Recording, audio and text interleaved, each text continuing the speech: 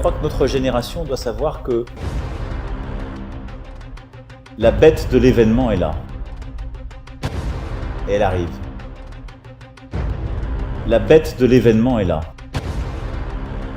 Et elle arrive.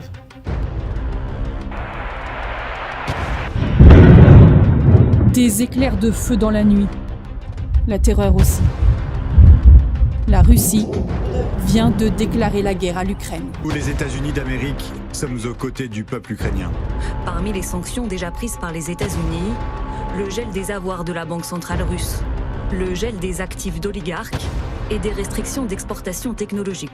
Une guerre économique et financière totale à la Russie.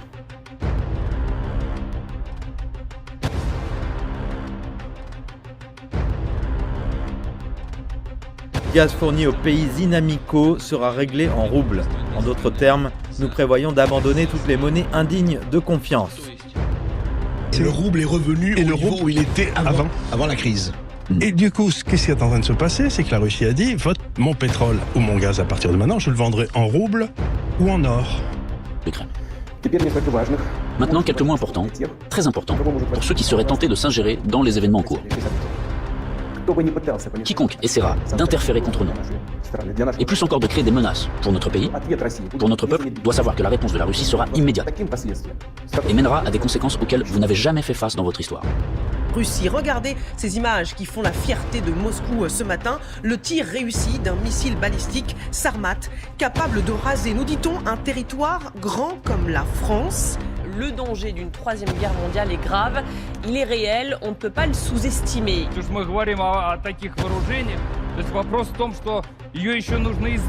От Калининграда до Берлина 106 секунд, от Калининграда до Парижа 200 секунд.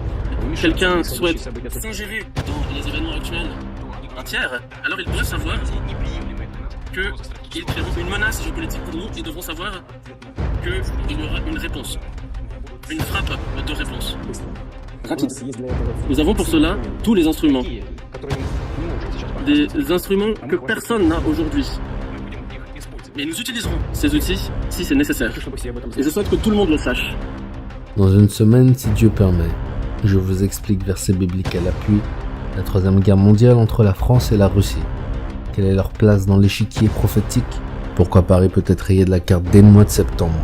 Parce qu'en vérité, comme pour la seconde, c'est exactement sur le même terrain qu'elle a déjà commencé. Avec leurs armes primitives, les Éthiopiens n'ont aucune chance contre l'armée de Mussolini. Président Badakani, est-ce que Bamako a franchi le pas? Parce que j'ai cité tout à l'heure une source sécuritaire au ministère français de la Défense qui pense qu'il est possible qu'il finisse, que l'étincelle finisse par jaillir, et cette étincelle-là justement serait celle qui mettrait le feu aux poudres et ouvrait les voies d'une confrontation directe que beaucoup craignent aujourd'hui. Vous, quel est le regard que vous portez là-dessus? Est-ce que cela pourrait arriver? Et si c'était le cas, est-ce que le Mali aujourd'hui est équipé? Est-ce que l'Afrique est prête? Parce que forcément la Russie viendra à la rescousse du Mali et l'OTAN aussi à la rescousse de la France.